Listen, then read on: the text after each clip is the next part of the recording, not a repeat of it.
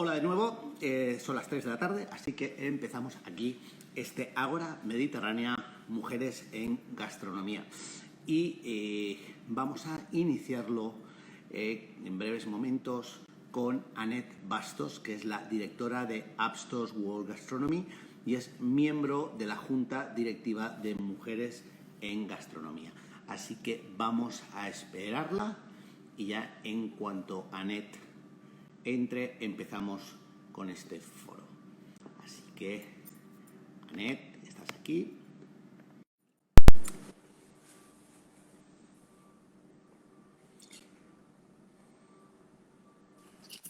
Hola, Annette. Hola de Hey, nuevo. hola Sergi. ¿Cómo estás? Espera, a ver si lo pongo hasta bien. Nada, Ok, encantado. encantado. ¿El doctor ha entrado ya? Sí, ya está todo. Genial, vale. Y nada, simplemente, Annette, quería preguntarte como miembro de la Junta Directiva de Mujeres en Gastronomía, ¿qué es este Ágora Mediterránea, qué es este Ágora 5.0? Vale, bueno, pues primero bienvenidos todos a la segunda sesión del Ágora 5.0, organizada por la Asociación de Mujeres en Gastronomía.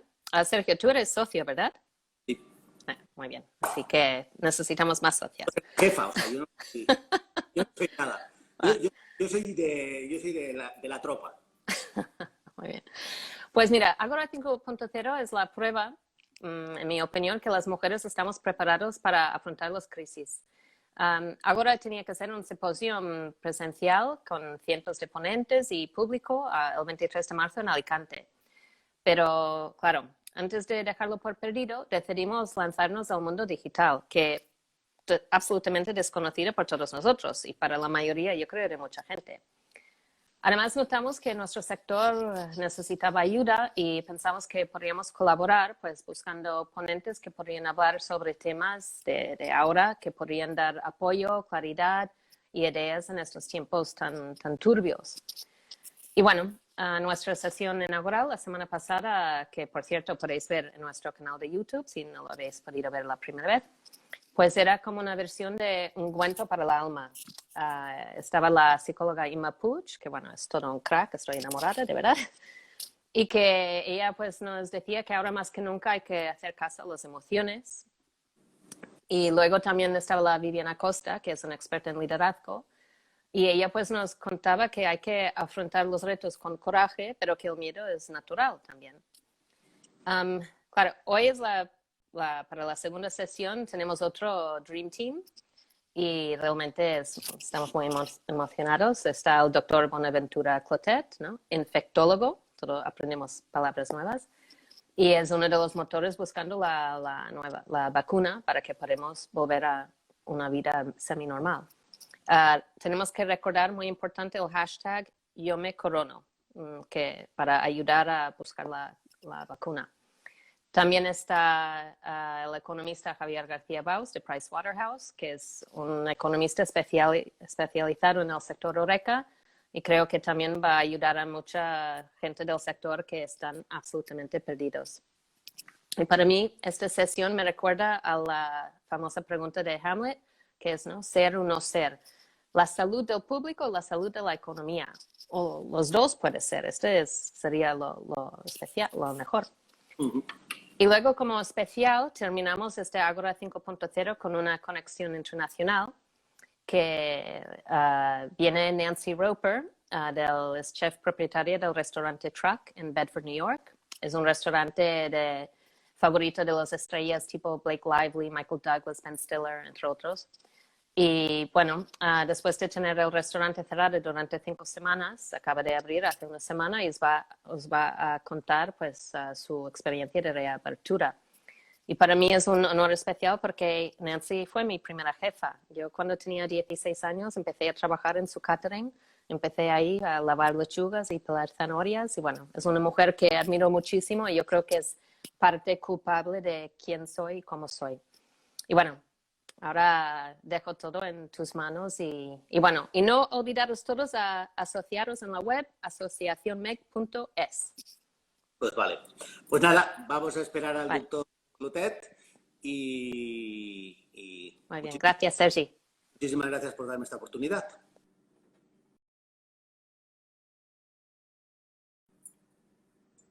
Bueno, vamos a esperar al doctor Clotet que se conecte y así ya nos ponemos con él. Vamos a ver. Doctor. Bueno, perdonar el retraso. Que Instagram no es muy fuerte, pero vamos a los virus. Bueno, vamos a primero. Me gustaría, ante todo, darte las gracias, presentarte. Eres médico, infectólogo, aunque también eres internista, gastroenterólogo y especialista en enfermedades del hígado, ¿correcto? Bueno, esto cuando uno tiene años es muchas cosas, porque claro, es un largo recorrido. Pero básicamente soy un internista que devino especialista en enfermedades infecciosas, sobre todo centrado a principios de los años 80 en el SIDA. El SIDA parece una única enfermedad, pero son muchas enfermedades infecciosas juntas. Y a partir de ahí hemos ido creando una plataforma de investigación que nos permite en estos momentos estar trabajando en muchos otros virus, incluso también en el cáncer y vacunas terapéuticas contra el cáncer, porque todo tiene que ver bastante con el sistema inmunitario y cuando el COVID-19 aparece, disponemos de una plataforma de vacunas muy potente y nos unimos con un grupo del Supercomputador de Barcelona y con un grupo del Centro de Experimentación Animal de la Universidad Autónoma, el CRESA, y entre los tres creamos un consorcio que le da soporte a la farmacéutica Grifols, en parte, y que cuenta con una campaña crowdfunding que es el Yo Me Corono, que ha sido, yo creo, la más exitosa que se ha producido nunca en toda España y que ha permitido recaudar 2 millones y pico de euros. Indudablemente es mucho dinero. Un estudio de una vacuna en fase 1, pensad que cuesta 15 millones, con lo cual hemos empezado bien, pero hay que continuar. Pero sin duda lo que queremos es ir muy deprisa para conseguir una vacuna que sirva para todo tipo de coronavirus, la vacuna pan-coronavirus, que nos pueda proteger un poco de emergencias nuevas que haya dentro de esta familia de virus, ¿no? Sí, por eso te iba a decir, porque además dio la casualidad de que tú en el año 81 te doctoras en medicina y precisamente fue con una tesis sobre enfermedades autoinmunes, justo en el momento que empezó la gran enfermedad autoinmune que se ha convertido en el VIH. Sí, yo creo que quien hace medicina y conoce el sistema inmunitario queda enganchado por el mismo, porque es realmente la clave de toda nuestra salud, incluso del envejecimiento y de muchas complicaciones, tanto infecciosas como tumorales. Un sistema inmunitario potente te previene de muchas enfermedades. Un sistema inmunitario débil te favorece que tengas de nuevo cánceres e infecciones mucho más agresivas, etc. Entonces, yo hice mi tesis sobre el sistema inmunitario, sobre enfermedades autoinmunes. Tenía que ver el sistema inmunitario cuando aterriza el VIH con el impacto que tenía sobre el sistema inmunitario, pues claramente me dedico de pleno a él y a intentar aportar un granito de arena en la lucha contra el mismo. Doctor, ¿en qué momento estamos en la pandemia? Bien, estamos en un momento de expectancia, de saber si el rebrote ocurrirá o no, si será importante o será discreto o no será. Esto hasta la semana que viene no tendremos claramente datos de que apunten a si este desconfinamiento que se va produciendo está repercutiendo en la transmisión del virus en personas que lo podían tener de una manera sintomática y que por lo tanto no eran conscientes y que al salir lo están distribuyendo, ¿no? Es evidente que hay en ciertos contextos sanitarios que el 50% de las infecciones vienen de personas que están asintomáticas y que en ese momento están eliminando con la saliva, al respirar, al toser, al estornudar, gotitas que contienen el virus en cantidades suficientes y que dependerá de la cantidad que inhales de esas gotitas que te infectes o no. En general es un virus muy, muy contagioso y si te infectas con cantidades más elevadas es probable que exista más progresión y más clínica, y si hay menos cantidades, que exista menos. Pero esto todavía lo estamos analizando y no queda del todo claro, pero es probable que sea así. La cuestión es que tú te puedes infectar de alguien que está a tu lado, que está hablando contigo, y por eso la distancia es muy importante, y por eso también el ambiente cerrado es algo que hay que evitar. Yo creo que de cara a la gastronomía y a los bares y a las terrazas siempre serán más seguras porque habrá más circulación de aire y más dificultad de entrar en contacto con una cantidad suficiente de virus que te infecte. En cambio, un lugar cerrado, en un reservado de un restaurante, yo creo que nos ocasionaría más problemas en este sentido. ¿Qué similitudes y qué diferencias veis los especialistas con epidemias o pandemias anteriores? Bueno, yo creo que de nuevo el coronavirus no lo podía decir más claro, lo podía decir más alto, y ahora lo ha dicho bastante alto, pero no más claro, porque apareció el 2002, el 2012 y ahora el 2019. Yo creo que el problema es que las zoonosis, que son estas enfermedades que vienen del mundo animal y pasan a los humanos, hay muchas, y hay ejemplos muy relativamente recientes: el ébola, el Zika, enfermedades más raras, chikungunya, etcétera, fiebres hemorrágicas, pero que de alguna manera nos dicen que hay que invertir en salud animal. El caso del SIDA, que de hecho salta de los chimpancés a los humanos en los años 20 del siglo pasado, y que es otra zoonosis. Entonces, si podemos trabajar en esta salud global que se llama One Health, que contiene los conceptos de salud humana, salud animal, salud ambiental, de la globalización y el calentamiento del planeta, todo junto, mezclado, da lo que se llama One Health. Y One Health es donde hay que invertir, porque si solo miramos salud humana, estamos olvidando algo importantísimo, que es de donde van a venir muchas enfermedades. Y esto se decía desde el mundo científico hace años, lo decía Bill Gates también hace años, y en cambio no se ha hecho mucho caso y no se ha dedicado toda la cantidad de recursos que debía dedicarse, porque siempre parece que no tiene interés.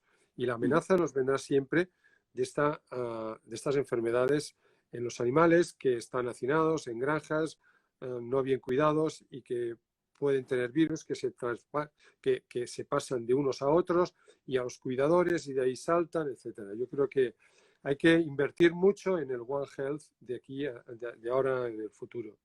De todos modos, hablando de la zoonosis, es decir, existe una tradición, y yo, por ejemplo, que conozco China, existe una tradición de comer determinados animales que se comen desde épocas ancestrales.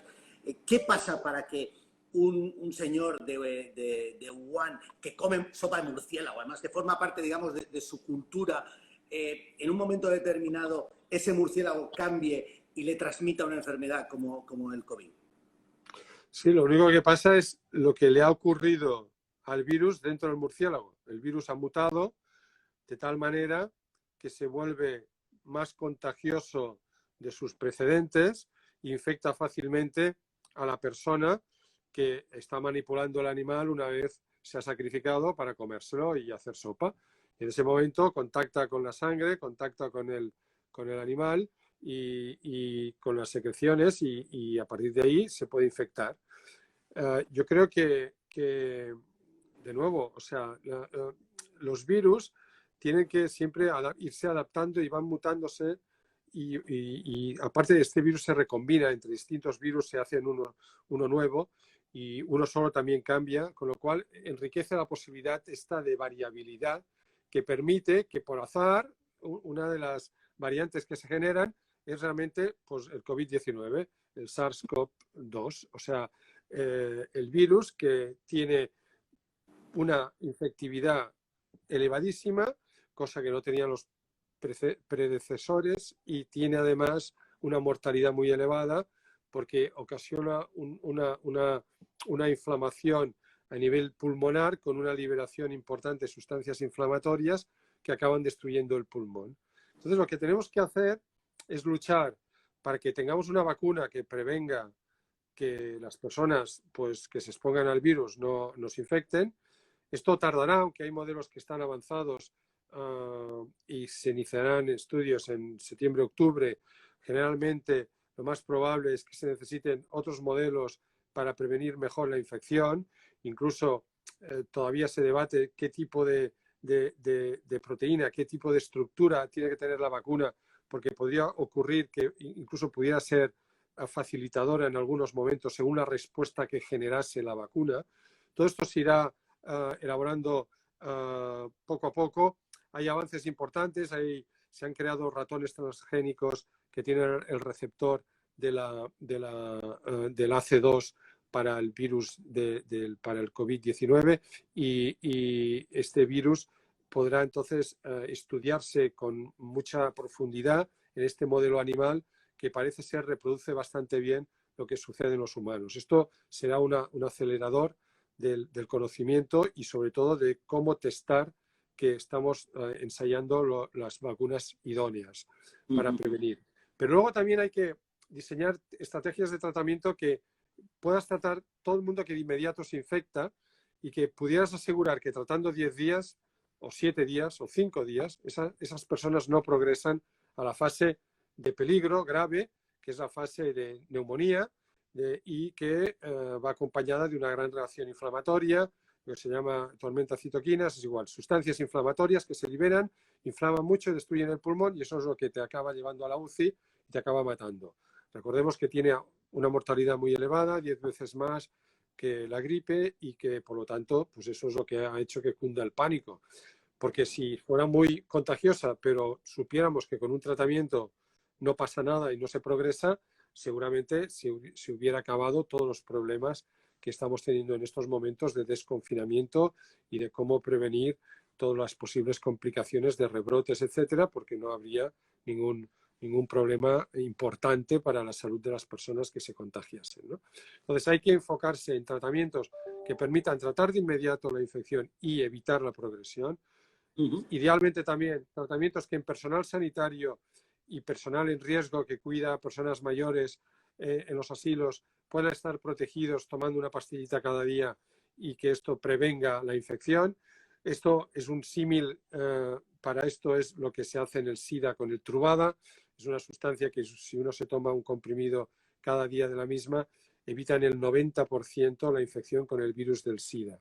Con lo cual, si tuviéramos algo parecido en el COVID-19, sería perfecto porque estaríamos reduciendo en un 90% la mortalidad, perdón, la infectividad que está causando esta pandemia. Esto sería perfecto. Y hay que investigar. Se están ensayando fármacos, entre ellos la hidroxicloroquina. Parece que la hidroxicloroquina, en el contexto de las personas que la toman por otros motivos, como son enfermedades de autoinmunes, como el lupus y la artritis reumatoidea, tienen menor riesgo de infección por el coronavirus, pero hay que confirmarlo. Hay estudios en marcha en España y hay otros que ya hemos realizado y que estamos analizando y nos lo dirá. Pero es probable que si no es este, sea otro, que podamos encontrar alguna sustancia que realmente bloquee. Si no, también estamos desarrollando anticuerpos monoclonales, que son una especie de flechas de unas proteínas que van dirigidas contra el virus y lo bloquean, de tal manera que podría servir también para que personas que puedan estar en riesgo en momentos de gran brote de epidemia, dado que pueden tener una duración de 15 días o un mes, pues con un inyectable cada 15 días o un mes pudieran estar protegidas durante un tiempo determinado. O que también sirvieran para tratar de inmediato la infección. Y una pregunta,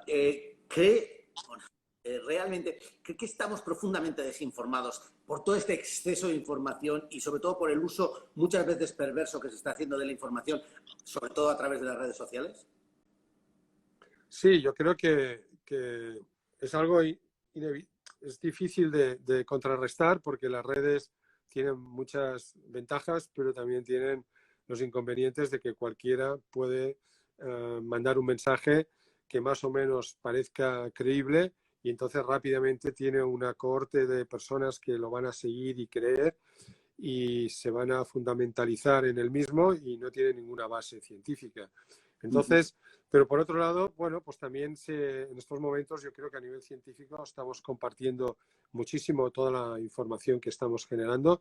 Nosotros desde el consorcio este que hemos creado estamos colgando toda la información que cada día y cada semana se produce de actividad, por ejemplo, in vitro frente al virus que circula por España, ver los fármacos que están actuando, que están disponibles para que todo el mundo tenga conocimiento de ello. También estamos estudiando y valorando cuáles de estas personas que han pasado la enfermedad van a estar realmente muy protegidas. Hay que ver si todas están igualmente protegidas o no, y eso se sabrá con la presencia de anticuerpos neutralizantes. Es probable que los títulos muy altos de inmunoglobulinas IgG se correlacionan con protección, pero esto hay que corroborarlo en el laboratorio, en los cultivos, con el virus y midiendo los anticuerpos neutralizantes directamente. Pero también hemos colgado técnicas como todos los centros podrían elaborar métodos ELISA in-house muy económicos para poder en investigación trabajar y también aportar conocimiento en este campo. Y creo que entre todos quizás estamos de alguna manera dinamizando mucho esta progresión hacia una solución en un relativo corto espacio de tiempo, ¿no?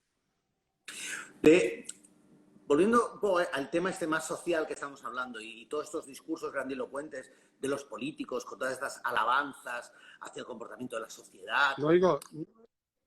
¿Perdón? Perdón, no he oído la pregunta. Que digo que si no cree que más allá de los discursos de los políticos y todas estas alabanzas al comportamiento de la sociedad con el COVID, este COVID ha puesto en relieve el profundo egoísmo sanitario de Occidente. Y le voy a poner un ejemplo. En 2018 hubo 10 millones de casos de tuberculosis, con 1,8 millones de niños infectados de tuberculosis.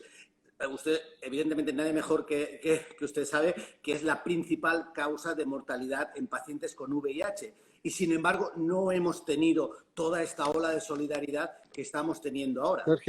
Sergi, yo tengo no sé si solo yo te pierdo las preguntas, pero intuyo, ¿me oyes bien ahora? Sí, ¿Me oyes? Yo te oigo. Sí, si me oyes bien.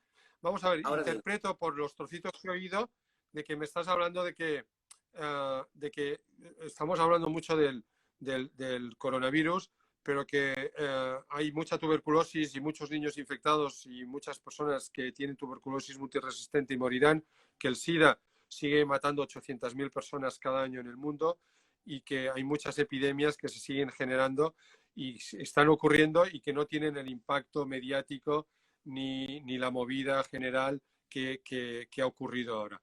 Exacto. Estoy de acuerdo. Lo que pasa es que, por desgracia, solo cuenta no lo que afecta a la salud, sino lo que afecta a la economía, a los bolsillos, ¿no? Y indudablemente el SIDA en África está acantonado en un continente muy pobre y que, por desgracia, no representa ser de interés para el mundo teóricamente civilizado y avanzado. Y el SIDA lo mismo. La mayoría de los casos de infecciones y de muertes de SIDA son en el África subsahariana. El 40% de personas que tendrían que tomar tratamiento para el SIDA no lo toman en el África subsahariana y por lo tanto fallecen muchísimas personas, pero tampoco importa mucho porque se está circunscribiendo en unas áreas determinadas que no afectan la economía del mundo blanco. Entonces, cuando hemos visto que esto peligraba, que existía un gran problema que repercutía sobre la economía global mundial, entonces ahí todas las alarmas se han disparado y todo el mundo ha empezado a pensar cómo se tenía que hacer frente a la misma. Y sinceramente se podía haber hecho muchísimo mejor. No es ahora el momento de criticar porque es muy fácil hacerlo y muy difícil cuando tienes el problema delante saberlo hacer, pero sí que nos podíamos haber adelantado todos juntos un poco en temer un poco la magnitud de la tragedia que nos llega y poder pues hacer un confinamiento anterior que hubiera contenido mejor y que hubiera ayudado ahora a un desconfinamiento quizás más seguro. Ojalá me equivoque, ojalá que climatológicamente y quizás el mismo virus, pues que hay de todo, hay grupos que dicen que el virus puede evolucionar a formas menos, al contrario, que piensan que puede ser más contagioso. Todo esto lo estamos valorando, pero yo creo que quizás si conseguimos además que los medicamentos que estamos utilizando se puedan trasladar a fases iniciales y podamos estar de alguna manera evitando esta progresión hacia enfermedad evolucionada que requiere ir a la UCI y que se asocia a una elevada tasa de mortalidad, entonces tendremos quizás ya una solución y podemos tener un desconfinamiento mucho más tranquilo. De nuevo, se ha hecho como se ha hecho, ahora no sirve de nada mirar atrás, no cuenta para nada, y espero que la experiencia no sea aquello que siempre me gusta decir, que es lo que te permite reconocer de nuevo que te acabas de equivocar. De inmediato lo reconoces, pero te equivocas. La experiencia te ayuda poco a cambiar dinámicas, pero espero que sí que esta experiencia con la crisis mundial económica tenga una parte positiva que la tiene que tener. Cómo enfocar la salud, como decía antes, de forma global, cómo reconocer a nuestros abuelos, a nuestros ancianos, cómo tratarlos correctamente, cómo ofrecerles asilos y lugares donde puedan estar cuidados y tener una digna vida, lo que les quede de vida. Y, por otro lado, cómo pues, no recortar una sanidad de lujo asiático como teníamos en España y dotarla plenamente para que esté preparada y no tengamos que construir. Rematar esta entrevista. Hola. Ahora muy bien. Hola. Ahora perfecto. Venga. Ahora perfecto. Perdonad, es que he cambiado de escenario. Perdonad. Que no había cobertura. Bueno, ahora te vemos perfectamente y bueno, estamos acabando un poco la entrevista. Sé que tienes un montón de cosas que hacer. No, pero estoy encantado de estar contigo, Sergi. Yo te Sabes quería... que te admiro. Hemos coincidido en alguna cosa de fundraising y tú siempre fuiste muy solidario. Yo te lo agradezco y te admiro.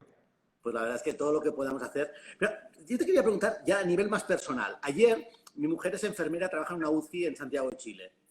Y tienen, pues te puedes imaginar, tienen un montón de pacientes COVID. Y me explicaba que ella, que además sacó una buena nota, es decir, es vocacional y realmente sacó una muy, muy buena nota, me explicaba, muy cansada, estaba agotada, me explicaba que ella, cuando estudiaba la teoría de eso y jamás pudo imaginar que se encontraría en esta situación. O sea, era algo como que era de la teoría. O sea, la teoría decía... Y ahora de golpe se dan cuenta que... ¿A ti como médico te pasa lo mismo? ¿Son cosas que tú estudiaste y que de golpe ves que es verdad? Bueno, sí. Esto es lo del símil así un poco bélico, ¿no? Que la teoría de la guerra está muy bien, pero cuando estás en la trinchera disparando es muy distinto, ¿no? Allí es otra cosa, otra historia. Con lo cual, cuando tienes delante los pacientes que se están ahogando, muriendo y que a lo mejor no hay ni tratamiento para todos y tienes que decidir pues, qué puedes hacer con ellos y casi no puedes hacer nada, a mí me recuerda a las etapas iniciales del SIDA en la que las personas que llegaban con múltiples enfermedades infecciosas a la vez porque tenían SIDA no podíamos hacer nada y solo podías acompañar y ayudar a bien morir, que es muy importante también. Pero afortunadamente, como digo, se ha aprendido mucho en estos 2 meses de historia de esta enfermedad, al menos en este país, y esto permite tener claros qué tipos de tratamientos se tienen que hacer y cómo hay que adelantar el inicio de los mismos y no esperar fases muy evolucionadas. Hasta ahora siempre se especulaba en que, bueno, iba alguien a urgencias, váyase usted a casa y vuelva si se ahoga o está peor. Ahora ya con unos análisis determinados en sangre sabemos cómo controlar mejor esta posible progresión en etapas iniciales, sabemos cómo prevenir las complicaciones tromboembólicas que se producen y todo esto ayuda, redunda en una menor mortalidad y por lo tanto pues creo que estamos reduciendo significativamente el número de muertos y hoy por hoy es lo que vemos en las estadísticas diarias que nos presentan. Espero que si hay rebrote, pues se colapsará de nuevo el hospital o no, pero sí que sabemos seguir haciendo frente a la progresión de la enfermedad de una manera más eficiente que era al principio, como todo. Imagino que tu mujer en Chile, pues espero que tengan todos los tratamientos necesarios y que puedan ofrecérselos a todos los pacientes para poder frenar la progresión, porque es factible siempre y cuando se haga en etapas muy iniciales. Ujú. ¿Cree que este carácter de global que nos da, sobre todo la comunicación, cree que, en cierto modo, esta va a ser la primera enfermedad infecciosa no estigmatizadora del individuo? Es decir, el hecho de ser tan transversal, de que lo mismo afecta al empresario, que al actor, que al trabajador, que al sanitario, lo que nos lleva es a primera enfermedad no estigmatizadora, es decir, no eres un tuberculoso, no eres un sidoso.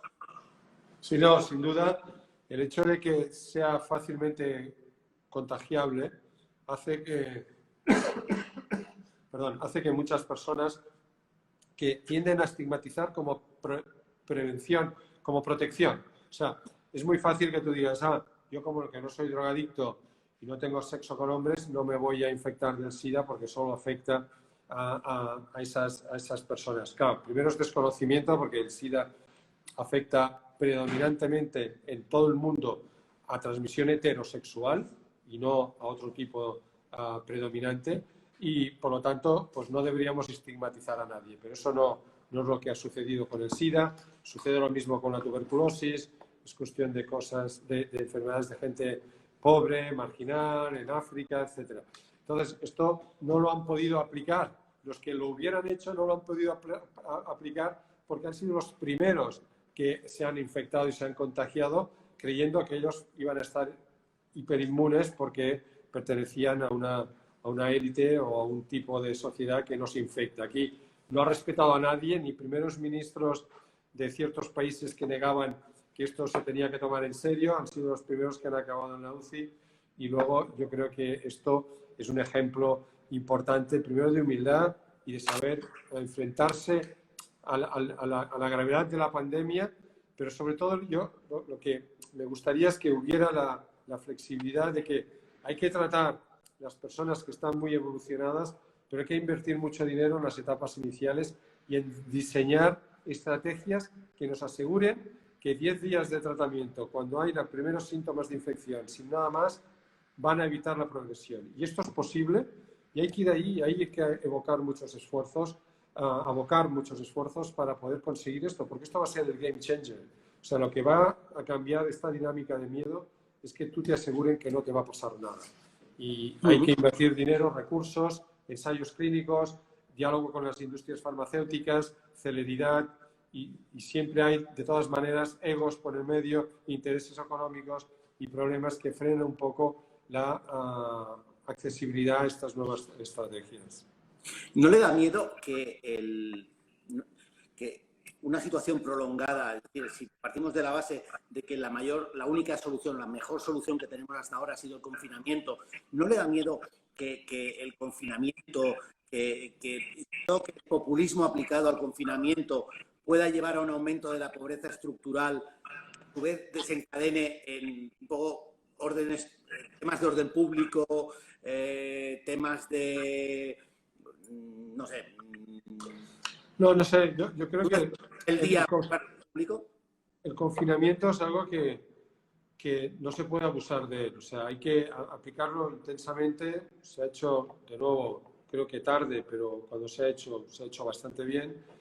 Se tendría que haber prolongado un poco más, pero da igual. Pero no se puede estar aplicando confinamientos non-stop, porque no es aceptable. O sea, las personas psicológicamente encerradas en un piso durante 2 meses sufren y tienen trastornos, y eso causará también dinámicas alteradas en la sociedad, y no podemos abusar de esto. Por lo tanto, hay que invertir mucho en asegurar que esta enfermedad, aunque seguirá siendo contagiosa, no va a ser mortal. Si reducimos la mortalidad, la equiparamos a la de la gripe, que cada año mata a personas en España, pero nadie colapsa la economía por el virus influenza, pues entonces tenemos ya un punto de inflexión en toda esta pandemia, porque estaremos dando seguridad a la ciudadanía y podrá haber una normalización mejor de la vida cotidiana.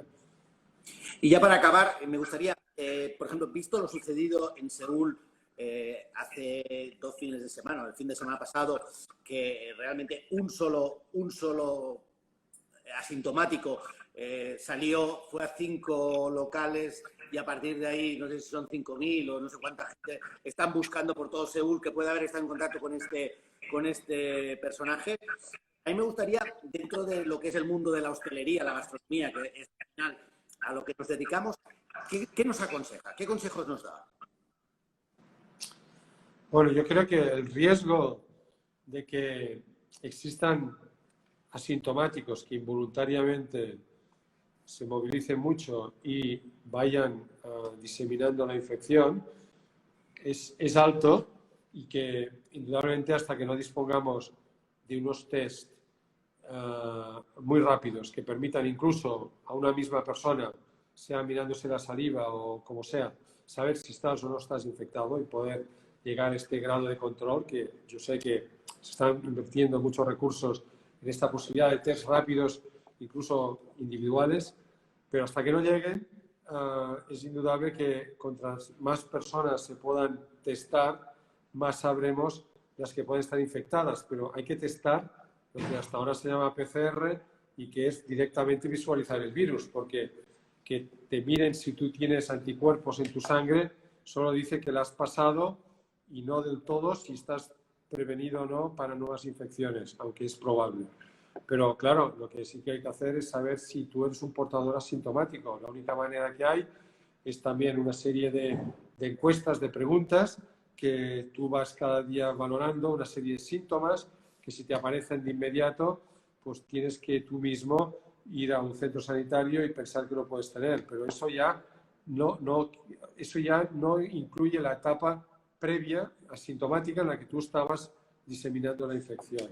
Entonces, yo creo que para restaurantes, de nuevo, lo que más puede ayudar es el ambiente. O sea, a mí las terrazas no me dan miedo, lo he dicho antes. O sea, una terraza en la que no esté crowded, no esté llena de gente y uno al lado de otro, pues, y haya espacio y circule el aire. A ver, claro que si tienes a alguien y el viento viene hacia tu lado y tienes a un señor que está tosiendo y estornudando a 2 mesas, pues te puede llegar. Pero te llegará mucho más diluido en el ambiente que no si estás en un restaurante cerrado, en una sala determinada, un reservado, y allá al lado pues tienes a alguien que está tosiendo. Yo creo que si entendemos que lo del espacio es importante, la ventilación también, las terrazas y luego la utilización de mascarillas es importante, y geles hidroalcohólicos continuos para que todo el mundo pues, se pueda desinfectar las manos, porque hay experimentos que se han hecho en Japón, que han circulado por las redes muy interesantes, que ponen a alguien con una tinta invisible que se ve con luz ultravioleta y rápidamente, por más que se laven las manos tal, ve que esa persona que teóricamente parecía que tenía el virus, que obviamente no, es ficticio, pero que tiene una tinta, que ha ido tocando, los demás se han tocado la cara y se han contaminado todos en media hora, todos infectados. Entonces, hay que ser muy cuidadoso, quizás hay que introducir esta cultura de la higiene de las manos y del distanciamiento y de la máscara y de la mascarilla en nuestra sociedad, que no la teníamos, y sí que la tenían en cambio en Asia y en Japón, pues Japón, China, países que tienen la tradición de siempre utilizar las mascarillas en casos de influenza, de la gripe normal. Entonces, yo creo que ahora nosotros quizás la tenemos que incorporar y sentirnos cómodos y pensar que un poco, si todos hacemos un esfuerzo y un granito de arena, vamos a conseguir que socialmente como país vayamos saliendo adelante antes, porque es que si no, es malo para toda la sociedad de este país que individualmente no seamos solidarios y conscientes de que nuestro pequeño papel es importantísimo. Última pregunta. ¿Se atreve a darnos un top 3 de las mayores tonterías o fake news que ha leído estos meses? Bueno, para mí, desde que la nicotina previene o va bien, a que es un virus fruto del laboratorio y la manipulación genética, y a que también los aerosoles esos de calientes para las vaporizaciones calientes ayudaban a eliminar el virus porque como el virus a una temperatura elevada muere, pues que si tú estabas haciendo ya inhalaciones en la olla hirviendo ahí, echando un poco de eucaliptus, tapado con una toalla y inhalando ese vapor, pues ibas a eliminar los virus cada día, ¿no? Yo creo que estas algunas son simpáticas y otras son patéticas, pero bueno. A colación de esto que acaba de decir, eso ya me interesa, eso ya se lo pregunto yo como chef. El tema de los alimentos crudos o cocinados, ¿cómo lo enfocamos? Hombre, yo creo que cocinados no tienen riesgo porque el calor elimina el virus, y crudos, siempre y cuando se hayan puesto en agua que puede contener lejía o sustancias que inactiven el virus en una concentración que obviamente no altere la calidad del alimento, estaremos teniendo acceso a una comida segura. Claro, si uno quiere más seguro de todo, pues todo muy bien hecho y a la plancha, y seguro que ahí no queda nada. No sé cómo lo haremos con la lechuga, pero bueno, utilizaremos lo de la lejía. Muchísimas gracias, doctor. Un placer. A ti, Sergi, a ti. Y recordar que todo el mundo se tiene que coronar, que no se olvide. Exacto. Que se coronen. Todos nos coronamos. Muchísimas gracias, doctor. Hasta pronto. Muchas gracias, mucha suerte. Chao, hasta pronto. Bueno. Seguimos aquí con mi Mau. Y vamos a esperar ahora a Javier García Baus, que es economista de Pricewaterhouse, y además se dedica a una cosa realmente muy divertida, y es del equipo de reestructuraciones. Entonces yo cuando le he preguntado, para preparar un poco la entrevista, digo, oye, ¿y esto del equipo de reestructuraciones qué significa? Y me dice, no. Bueno, me ha dado una explicación, pero lo que he sacado claro de la explicación es que, en cierto modo, él es el internista de las empresas que van mal. Con lo cual, la verdad es que no deja de ser divertido. Entonces, vamos a hablar con Javier García Baus, que es economista de PricewaterhouseCoopers. Javier, veo que estás ahí. Hombre, ¿qué tal? ¿Cómo estás? ¿Qué tal, Sergi? ¿Cómo estás? Pues la verdad es que he tenido una maravillosa conversación con el doctor Clotet. Yo igual que todo.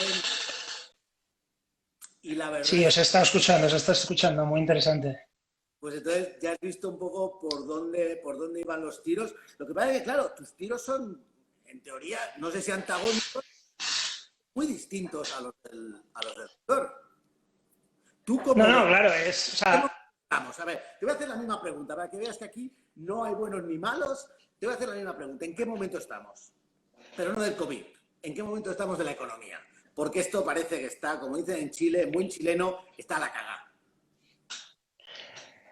Sí, o sea, a ver, desde luego no podemos decir que esto es una crisis que vaya a ser pasajera en V, la famosa V que nos han dicho y nos han vendido desde muchos ángulos, y sobre todo que fue quizás el primer mensaje, o sea, que caeríamos rápido y saldríamos rápido. Pues en todo caso esa V, vamos a hablar mejor de una U más pronunciada, a ver cuánto es ese valle, y veremos a ver si puede ser una W, incluso una L, que nos quedemos más estancados, ¿no? Yo creo que desde luego... He escuchado hasta raíz cuadrada, que puede ser hasta una raíz cuadrada. Yo creo que esto de los economistas, al final, somos unos cachondos mentales. Decimos que de las últimas 5 crisis hemos predecido 10 o ninguna. O sea, al final, dentro de esas nuestras ocurrencias, por darle nombres a las cosas, yo creo que viene el tema de las letras, ¿no? O sea, al final, en cualquier caso, yo creo... Y yo cuando estaba preparando esta conversación contigo, me acordaba de una frase que me enseñaron en la carrera de un economista que era Mises, ¿no? Una definición muy bonita, ¿no? De empresario, que era: el empresario mira el futuro con ojos de historiador. Y qué difícil es eso, ¿no? Mirar al futuro con eso que hace el historiador al analizar los datos del pasado, porque es muy fácil, porque lo tienes encima de la mesa, ¿no? Entonces, al final, a la larga, yo creo que la crisis del COVID-19 pues es una oportunidad, no deja de ser una oportunidad de ser mejor empresario. Yo creo que ahora, cuando un poco vayamos discurriendo sobre la charla, decir... dónde estábamos, cómo hemos llegado hasta aquí, que es importante. O sea, al final la situación de partida, y eso pues lo hemos hablado en alguna ocasión, no es lo mismo cómo habías llegado, o sea, cómo superaste la crisis del 18, del 2008, si te tocó vivirla, cómo has llegado hasta la fecha actual y cómo puedes salir a partir de ahora, ¿no? O sea, yo creo que todo eso nos va a condicionar un poco el discurso, el discurso que tengamos, ¿no? Una cosa, un poco siguiendo esos paralelismos, las preguntas que le hacíamos al doctor Clotet, ¿qué similitudes y qué diferencias hay entre la crisis del 2008, 2014, 2008, 2010, dependiendo, y la crisis esta de... A ver, esto de las crisis no es nuevo. O sea, esto de las crisis teníamos 2008 de origen financiero, tenemos las .com 2001, nos podríamos ir remontando hacia atrás hasta la crisis del petróleo en los años 70, las guerras previas. Vivimos en periodos de bonanza con consecuciones de periodos de crisis, ¿no? Al final, las crisis son una capacidad, lo que vienen a regular es las valoraciones excesivas y las capacidades productivas existentes, ¿no? Es decir, oye, cuando hay unos excesos de capacidad o cuando hay unas valoraciones existentes en el mercado, lo que corrige la crisis precisamente es, oye, esa capacidad excedentaria o esa valoración excesiva, ¿no? Entonces, yo creo que ¿dónde estábamos, no? O sea, decir, al final es una crisis de origen no financiero, o sea, esta crisis al final ha llegado a la economía real, eso que decías es interesante y es verdad, o sea, al final nosotros a nivel de gastronomía, o sea, la crisis en el mundo financiero está en el 2008, pero sin embargo el valle, por ejemplo, de facturación en España, con menor facturación de la restauración en España, fue en el 2014. O sea, no fue hasta 7 años después, cuando fue todo el periodo de declive, donde tocó fondo, ¿no? O sea, nosotros en el año 2008 había una facturación agregada de 42 billones americanos en España, cuando vamos 42 mil millones de euros a nivel España. Hoy estamos en 37.000 millones de euros y tocamos fondo en el 14 con 34.000 millones de euros, ¿no? Al final, o sea, nos hemos recuperado, no tenemos ese, probablemente, no hemos llegado al nivel del 2008, no hay probablemente una valoración excesiva, pero sí que puede haber, y no es ajeno a ello, un exceso de capacidad. ¿Y por qué te digo esto? Pues al final, en los últimos años, hemos vivido un boom televisivo de la gastronomía. También es un sector que igual que a lo mejor en medicina no nos lo cuestionamos o a veces incluso en el mío de economía, ¿no? Pero es un sector que cuando las cosas van bien, o sea, si te va bien en un negocio, pues oye, ¿y por qué no voy a montar un restaurante? ¿O por qué no voy a montar un puesto de decir que no es anejo al intrusismo? Al final tiene unas barreras de entrada muy bajas y gente, bueno, que lleváis preparándoos, formándoos toda la vida en ello, pues sí que es cierto, coincidís en tiempo con gente que recién aterrizados, ¿no? Entonces, eso al final lo que te lleva es a periodos de boom, de boom o de crecimiento por encima de las necesidades de la demanda de la restauración, ¿no? O sea, al final, nosotros en ratio per cápita, contando bares y restaurantes, es cierto que hay una pequeña diferencia entre restaurantes y los bares, pero entre bares y restaurantes somos el país con más bares y restaurantes per cápita del mundo. Sin embargo, nuestro gasto anual medio está por debajo de países como Alemania, que teóricamente no tenemos en la cabeza que salgan, o sea, que sean tan juergas como nosotros, ¿no? Entonces, al final, ¿y eso por qué se produce? Bueno, a ver, aquí hay también un tema que es eso también se explica, ese exceso de capacidad, porque tenemos una ventana al turismo muy amplia. Eso por descontado que hay extranjeros que vienen a consumir en nuestros restaurantes, ¿no? O sea, el otro día leía, creo que era Ángel León, que dices, antes la gente, o sea, que nosotros tenemos 60 empleados para 30 comensales y de los 30, pues la gran mayoría vienen en un avión y se coge un avión para estar comiendo en el restaurante, ¿no? Entonces, eso explica en cierto modo, pero solo en cierto modo, el tema del exceso de capacidad. Hay otro exceso de capacidad que ha sido una cuestión de moda. Y como toda moda es pasajera, y entonces las crisis permiten precisamente esa regulación de la oferta. ¿Crees que esa regulación de la oferta podría pasar por una estructuración de la oferta? Es decir, lo mismo que hay un cupo de farmacias, debería haber un cupo de bares, un cupo de restaurantes, o sea, una cierta, permíteme el símil, aunque no es un símil muy acertado, ya lo sé, una cierta estalinización de la oferta gastronómica en España para prevenir precisamente que en otro escenario como este desaparezca pues un tanto por ciento tan elevado de establecimientos de hostelería?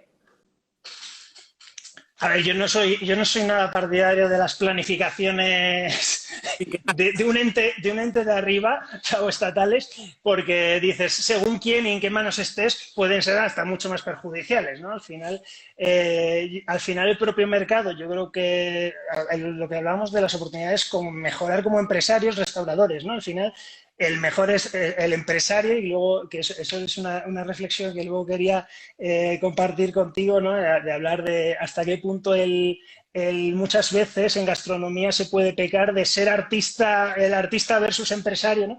Pero el empresario es aquella persona que es capaz de encontrar oportunidades de ganancia y capturarlas e ir a por ellas y saber aprovecharlas, ¿no? O sea, al final, o sea, hay vencedores y vencidos, ¿no? Entonces, yo creo que el propio mercado puede regularte ese exceso de oferta. Sí que es cierto que dices, si tú eres una persona que está pendiente de él, pues dirás, oye, ¿qué me voy a encontrar después de esta crisis, ¿no? Pues al final dices, pues voy a encontrar un país con una renta disponible más baja, porque mucha gente está desempleada. Me voy a encontrar un país en el cual el plan de desescalada ni está claro, ni sabemos si a lo mejor es practicable, porque dices, ¿hasta qué punto puedo abrir con un 30% de la capacidad? Me conviene, ¿no? Desde luego lo que voy a encontrar es con una demanda mucho más pequeña a la que, y distinta y de menor poder adquisitivo a la que me encontraba antes. Entonces yo creo más, te diría, eso que decías de la estructuración de la oferta, sí, pero de forma... yo creo que por las propias condiciones del mercado, ¿no? Es decir, que tú como empresario te das cuenta y te reposicionas y te reinventas, ¿no? El punto de reinventarse. Sí, de todos modos. Yo creo que además, eso por ejemplo tú, yo creo que siempre has sabido dar en la tecla, ¿no? De ello. Ya, pero una cosa, es decir, hay un fenómeno que ocurre mucho en la hostelería y sé que lo que voy a decir ahora es políticamente muy incorrecto, pero es que existe, primero de todo, existe muchísimo intrusismo por parte sobre todo de empresarios, tú lo has dicho, sobre todo cuando las cosas van bien, existe muchísimo intrusismo que muchas veces incluso va en detrimento de opciones más personales, de la pequeña empresa, del pequeño bar. Hemos visto el boom de las franquicias, hemos visto el boom de los posts de hostelería, que evidentemente tienen unos recursos económicos y, por ejemplo, ahora leía, me parece que era ayer o anteayer, un informe en el que prácticamente venían a decir que los mayores beneficiarios de todo esto, de este movimiento, de este momento económico, van a ser seguramente las franquicias o van a ser los restaurantes de los grandes grupos hosteleros. ¿Por qué? Pues porque evidentemente van a tener unos recursos económicos que el pequeño bar, el restaurante familiar, que al final, honestamente, y es una opinión personal y como tal me puedes mandar a freír espárragos, pero creo que al final la oferta con corazón, la oferta realmente con estímulo, con sentimiento, con compromiso muchas veces con la tierra, con compromiso con el pueblo, con la cultura, es precisamente ese pequeño restaurante, ese restaurante familiar, esa opción más van a caer. Entonces, claro, al final, si nos atenemos única y exclusivamente, volvemos a lo mismo, lo que decíamos antes con el doctor, es decir, si nos atendemos a lo que son las áreas, claro, él mismo decía, el confinamiento no es una respuesta. Entonces, en este caso,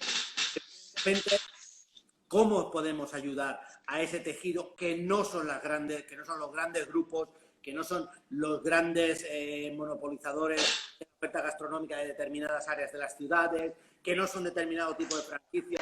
¿Cómo podemos ayudar a ese pequeño empresario, a ese restaurante familiar? ¿Tú qué consejo como economista nos das? Bueno, a ver, yo creo que para contestar a tu pregunta, déjame un poco que veamos qué hay encima de la mesa ahora, ¿no? O sea, yo creo que las medidas que se han puesto encima de la mesa para contestar a esta crisis, pues son más que en las de 2008. Probablemente, ¿por qué? Porque afecta de forma más directa y ha impactado de forma más directa en el tejido empresarial y en la economía real, y en restauración ha sido probablemente, junto con el turismo, el sector por excelencia, ¿no?, que se ha visto afectado.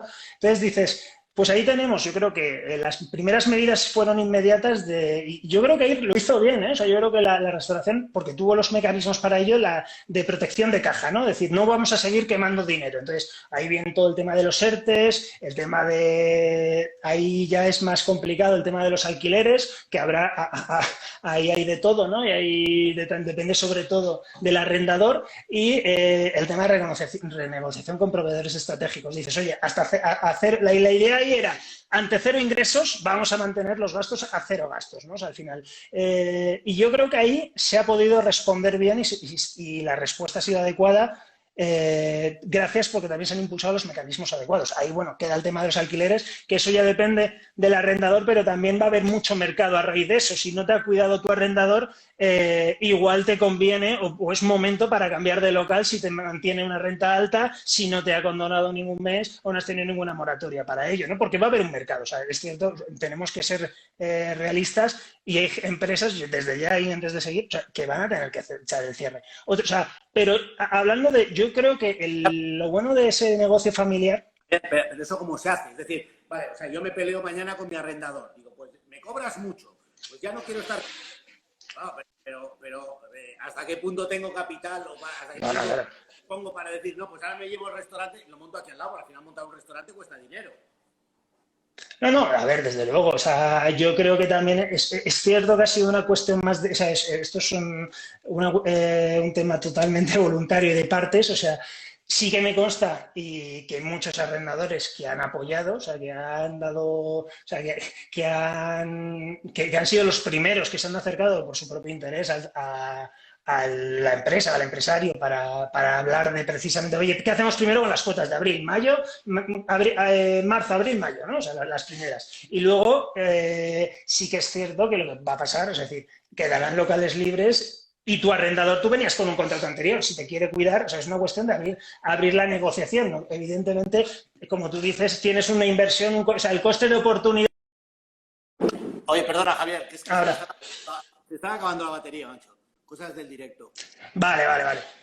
Entonces, luego, después, o sea, salvado este tema, yo creo que el tema fundamental viene con la desescalada, ¿no? O sea, al final en la desescalada vamos a tener un porcentaje de ingresos muy bajo, o sea, bajo, porque nuestra demanda, ya sea porque lo que hemos hablado, ¿no? La gente tiene menos recursos para ir a nuestro restaurante, o simplemente porque las imposiciones de desescalada nos lo obligan, decir, oye, tienes que abrir con un 30% y amén. O sea, entonces... y ahí viene, sobre todo, o sea, y ahí tenemos un problema de decir, oye, a lo mejor tenemos 10 de ingresos y de gastos 10 o 12 o 9, ¿no? Y ahí viene el gran problema. Y eso es un problema de liquidez, donde realmente, o sea, ante cero ingresos, cero gastos, pues mira, no ganas dinero, pero te mantienes o no estás perdiendo, ¿no? Pero puedes tener un momento, ¿no?, que es lo que nosotros llamamos los economistas el punto muerto, umbral de rentabilidad, que decir...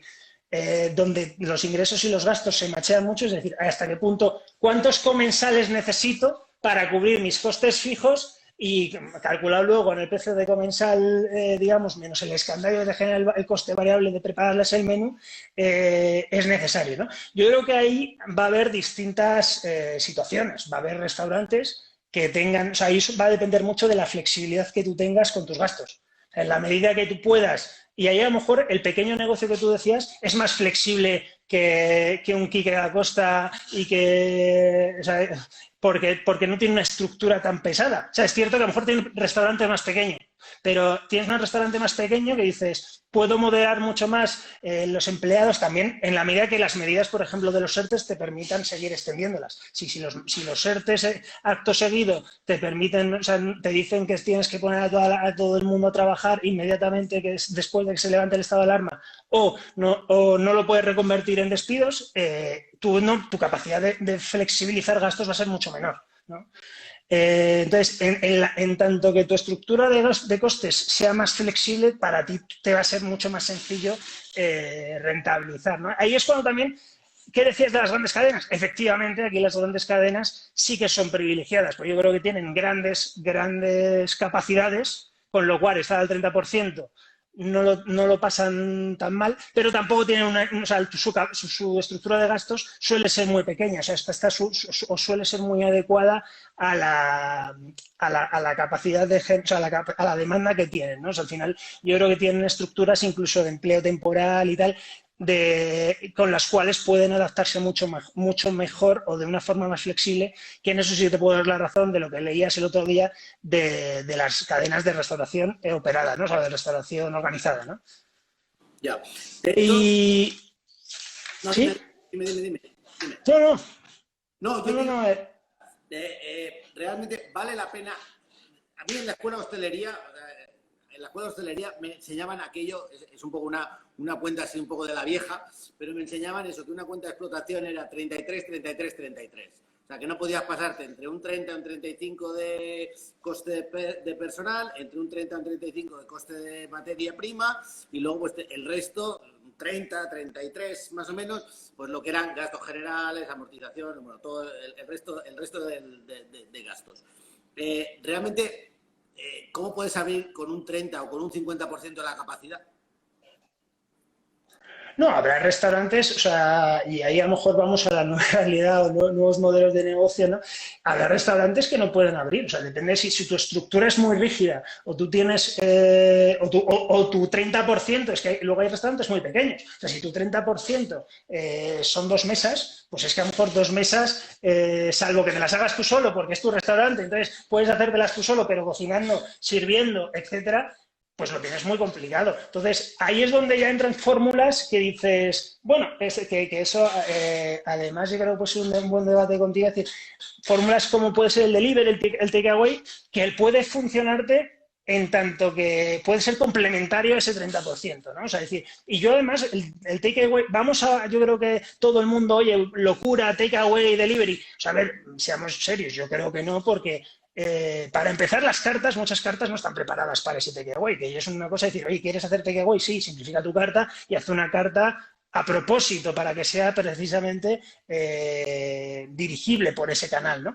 Pero el tema sí que puede ser, sin embargo, o sea, en este contexto de capacidades bajas, te puede permitir esa flexibilidad adicional de un plan defensivo temporal hasta que puedas funcionar a capacidades altas. O sea, yo no lo veo como si fuese el gran trendy que todo el mundo defiende, o sea, como la bandera de todo va a ser takeaway, todo va a ser delivery. O sea, en algún momento volveremos a la normalidad, más que nada porque querremos, o sea, el acto de ir a un restaurante no es solo consumir comida, sino tiene mucho más, es vivir la experiencia, es que te sirvan, es estar, es compartir, o sea, todos tenemos esa imagen en torno a una copa de vino, un buen plato y una compañía estupenda y una conversación, o todo lo contrario, un gran cabreo que nos agarramos estando en una comida en determinado restaurante y lo tenemos muy a fuego, ¿no? Porque es una experiencia. Entonces, eso no lo sustituye el delivery, pero sí que es cierto que nos puede permitir ser una medida protectora en estos momentos, ¿no? ¿Tú crees que realmente existe un exceso de dispersión en la negociación de la hostelería? Es decir, que al final los modelos de hostelería son todos tan variados y los modelos son tan de su padre y de su madre que no hay posibilidad de un interlocutor válido, porque al final es una opinión personal, es decir, que a mí en Peñalonga, que tengo 1, 2, 3, 4, 5, 6 mesas a una distancia entre 1,5 metros, 2 metros tranquilamente, me obliguen a trabajar a un 50%, claro, no es lo mismo que si al Quintín Ultramarinos le pones un 50%, que no hay posibilidad de guardar esa distancia por el tamaño del propio local. Entonces, ¿a ti te parece que, por ejemplo, te pongo el ejemplo de la capacidad, como te puedo poner muchos otros, ¿eh? ¿Tú no crees que la legislación normalmente de la hostelería se hace un poco a lo bruto? Bueno, al final yo creo que la legislación la hacen... Legislamos a bulto. Siempre, o sea, yo creo que eso siempre, ¿no? O sea, al final yo creo que es a bulto y probablemente muchas veces con desconocimiento y sin expertos de por medio. O sea, no quiero hablar ahora del listado de expertos porque ni siquiera lo sabemos, ¿no? Pero lo que es, al final, el tema de legislar, yo digo que no digo que no sea complejo, pero se hace mucho a bulto lo que tú has dicho. Es cierto que el mundo de la hostelería, precisamente por sus particularidades y porque yo creo que hay intereses contrapuestos, o sea, seamos... ahí eso es claro, al final esto no dejamos de competir y de ser un mundo competitivo, aunque por primera vez hubo el movimiento este de 1.7, que no lo dije antes, que 1.7 por si fueron los trabajadores dedicados a hostelería en 2018, que es la última cifra que se tiene, ¿no? Entonces, por eso el movimiento con hashtag 1.7, pues yo creo que fue el primer movimiento de un poco de unidos de frente a pues, intentar conseguir ayudas o reformas legislativas o atacar esta crisis desde una forma coordinada, ¿no? Pero hasta qué punto es lo que aquí hablábamos, decir, oye, es que no es comparable tu el modelo de negocio de Peñalonga como el que tiene un bar pequeñito al lado de la esquina y digamos que lo que sirve es cafés y cervezas todos los días para los paisanos del pueblo, ¿no? O sea, o sea, efectivamente se legisla a bulto sin tener una idea, porque es muy complicado. También es cierto que es muy complicado ponerse a legislar de forma particular, ¿no? O sea, al final falta mucho sentido común, o sea, eso no, yo creo que de eso yo creo que es mejor no entrar ahí, pero sí, no, sin duda, yo creo que, bueno, y yo creo que la gastronomía por primera vez un poco se ha unido, porque... A ver, quieras que no, al final esto es una crisis transversal, o sea, eso no nos olvidemos, nos afecta a todos y de todas formas, o sea, tengas un restaurante en un hotel, tengas un puesto, un food truck o tengas un restaurante, o sea, una cadena, una franquicia, ¿no? De una cadena de restauración. Y te va a afectar igual. Es cierto que probablemente las soluciones que puedas impulsar sean distintas y deban ser distintas, y ahí está la creatividad y la flexibilidad, y yo creo que aquí los grandes ganadores serán los más flexibles en este aspecto, ¿no? O sea, yo creo que tenemos que estar preparados para competir en un nuevo mapa competitivo. Pero al final, donde el escenario es distinto, ha cambiado y entonces, bueno, y sobre todo, o sea, yo creo que a corto y medio plazo.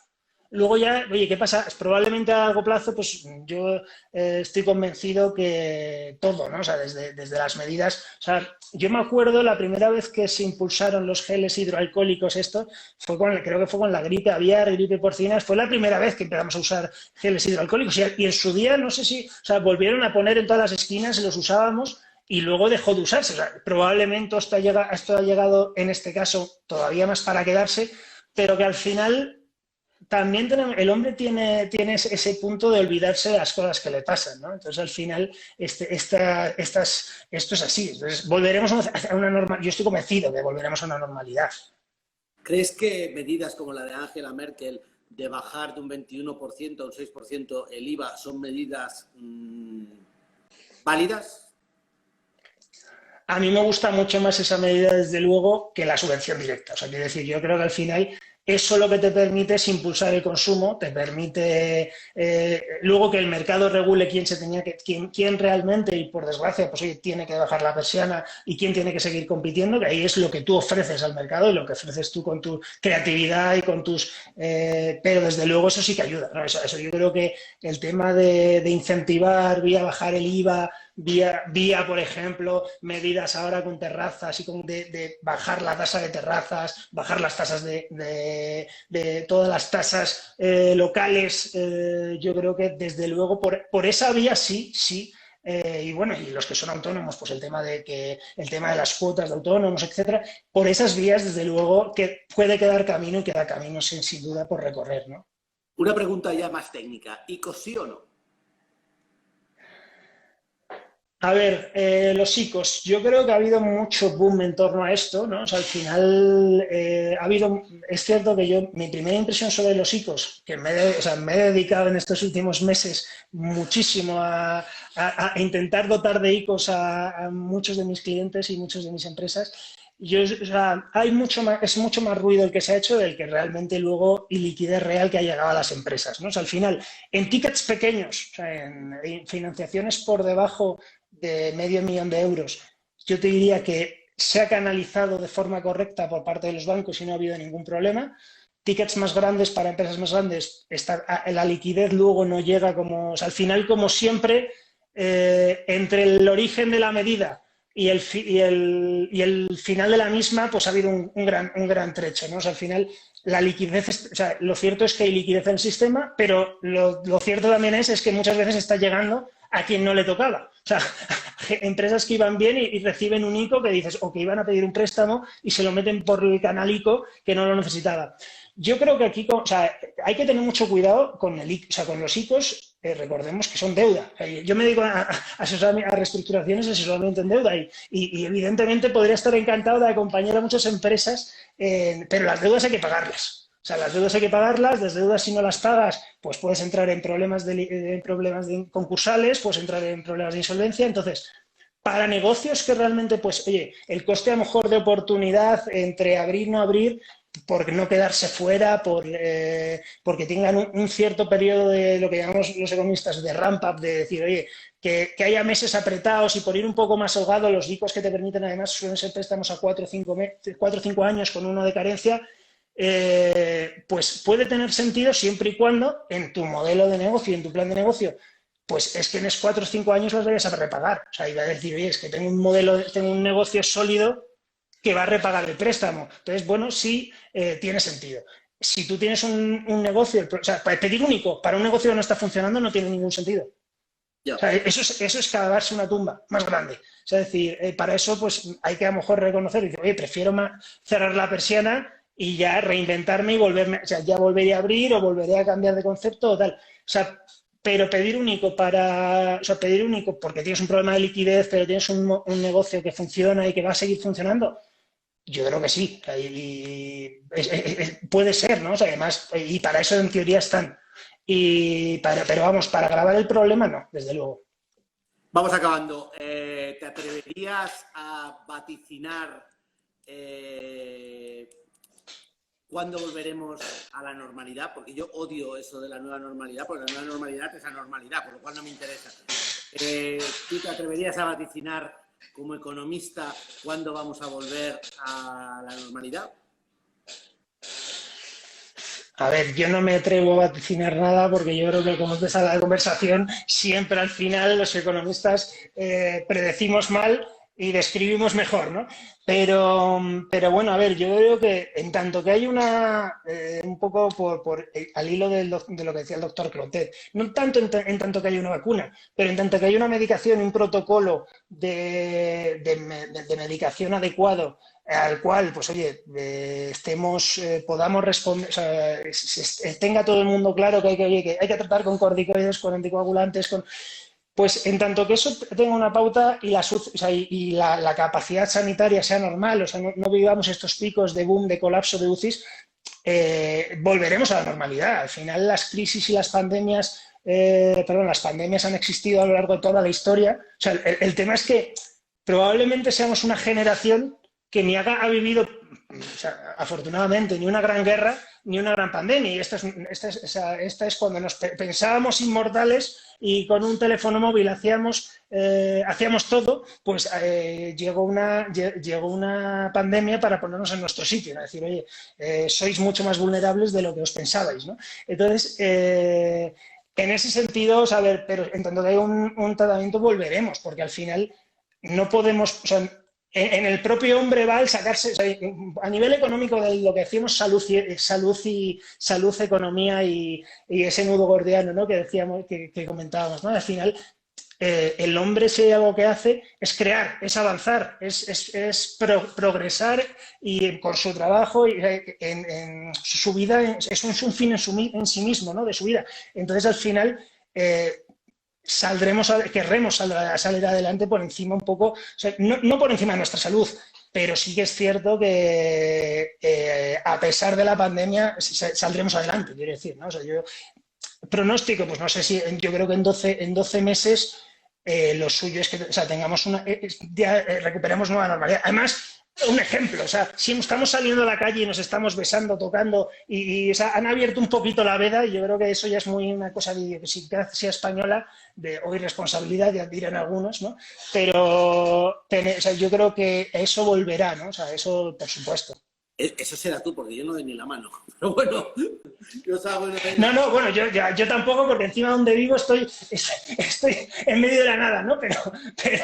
Pero nada. No, bueno, yo simplemente, que ahí es una última pregunta, que esa es casi te la hago yo a ti, ¿no? Que era por el tema de artista versus empresario, ¿no? Es decir, ¿para qué tenemos un restaurante, ¿no? Si para ganar dinero, por amor al arte, para ganar una estrella, ¿no? Y eso es un tema que yo creo que también subyace en todo lo que hemos estado hablando, ¿no? Pues en mi caso te lo puedo decir muy fácil. Es mi oficio, me gusta y sobre todo a mí me encanta atender a la gente. Entonces, realmente para mí es atender a la gente. Por eso, tal vez por eso me cuesta tanto concebir el delivery. Porque para mí la sublimación de mi trabajo es atender a la gente. Entonces, si la tengo que atender a distancia, no sé, yo es que siempre he tenido restaurantes con cocina a pistas, precisamente porque me gustaba esa creo además lo más bonito de mi oficio, o por lo menos del oficio que me ha tocado vivir a mí, o de esta época en la que éramos inmortales, como tú dices, es precisamente que la conexión o un poco la relación con mis clientes siempre ha sido muy, muy intensa, con lo cual me niego a esta especie de, no sé, a esta prácticamente a que me separen del público, ¿no?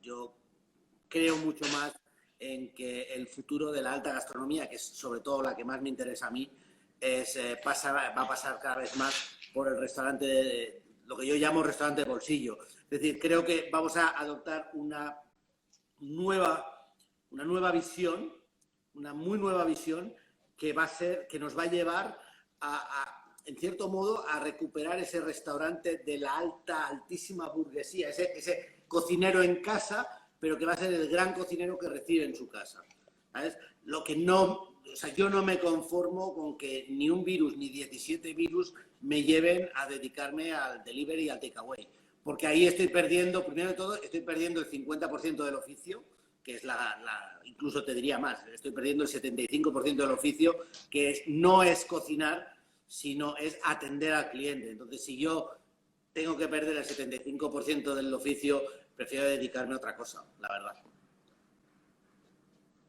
Vale, entendido, contestado. Bueno, muchísimas gracias. Te tengo que dejar porque nos vamos a Nueva York, que tenemos una conexión en Nueva York. Perfecto. Pero en cualquier caso, buen viaje. Muchísimas gracias, Javi. Nos vemos prontito y nada, y yo te guardo una para cuando vengas. Sí, no, por supuesto, gracias a MEG y a todos apuntaros a visitar MEG, a Agora Mediterráneo y a todos los patrocinadores y colaboradores. Un abrazo, Sergi, y buen viaje a Nueva York. Hasta pronto. Hasta luego. Chao. Bueno, y ahora nos toca, casi me estoy quedando sin batería, pero bueno, yo creo que aguantará por lo menos para saludar a nuestra última invitada, que es Nancy Roper del restaurante Track de Nueva York. Hello, Nancy. Hello, Nancy. Hey. Hello. Hola. Hola. Welcome. ¿Qué tal? ¿Cómo estás? Thank you. Good afternoon. Good morning. Good morning for you. Good afternoon for me. Yes. So, you speak Spanish or un poquito? I speak kitchen Spanish. No worries. Well, you know that we're living in a very hard time, especially here in Spain. Well, I think in all the world, but here in Spain, especially because obviously we live. The tourist for us is very important, and the hotel industry and restaurant industry for us is it's more than 2 million people who's living in Spain. the 10% is one of the biggest in the world. So I would like to know how we can reinvent ourselves, our model of restaurants. Oh, well, we're living in the new normal, so No, fuck the new normal. I want to come back to the normal. yeah. I don't want the new normal. But I do think, you know, when someone hands you something that's out of the ordinary and you have to think outside the box and you have to create new ideas, and I think this is what's being thrown in the Spanish restaurant industry's lap, is that everyone has to put their thinking toques on and you know, come up with new ideas.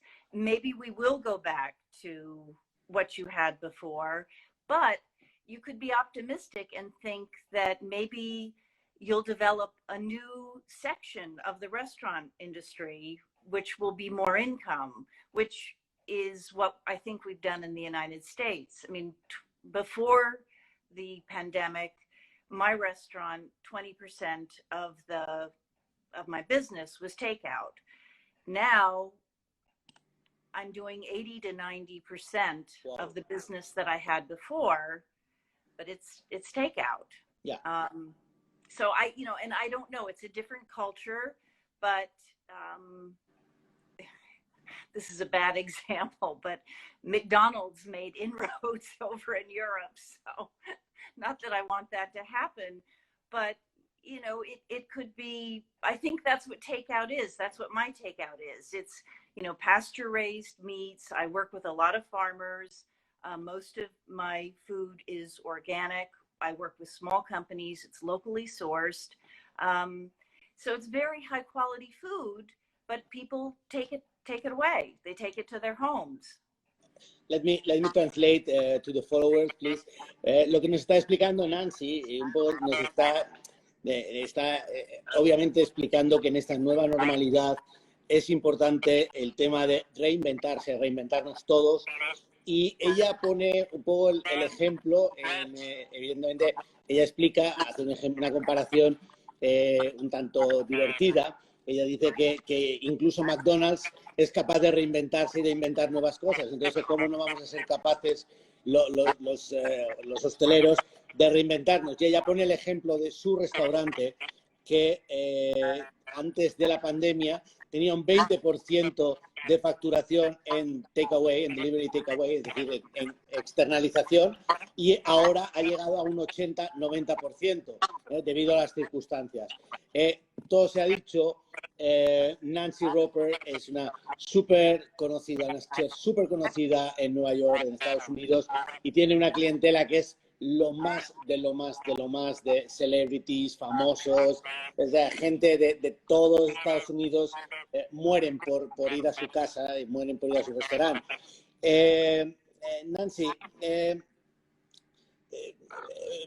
do you think it's because I think so, maybe I'm wrong, but I think that it's more normal in US. In other countries, especially in US, it's more normal, the delivery and the takeaway. Here in Spain, the Latins in general, and here in Spain, of course, we have the habit to go to the restaurant, to go to the table, to stay in the table. Mm-hmm. Yes and no. I think in Spain you have families where both head of families are working now. I think in Spain the same thing is happening in the US, that less children are learning how to cook. There are less, you know, people at home cooking meals. So I think you're evolving the same way that we've evolved, in that there's less good cooking going on, even though food is, you know, such a thing, which is wonderful. But you know, and I think people are cooking for an event, but I think day to day their lives are very busy, and I don't know that they have that much time to cook.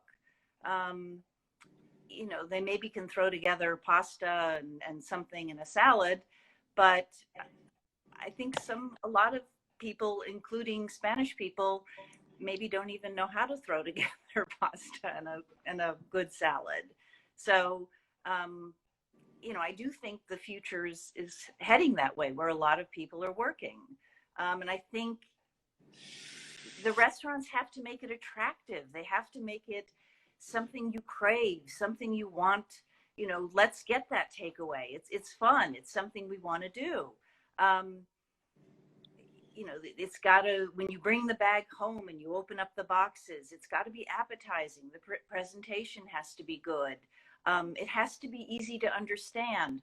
We label everything so that, you know, in the restaurant, you get mad at your servers if they're auctioning off the food at the table. The same thing. You want the person taking the takeaway home to know, this goes with this goes with this, and they can put together a really wonderful meal.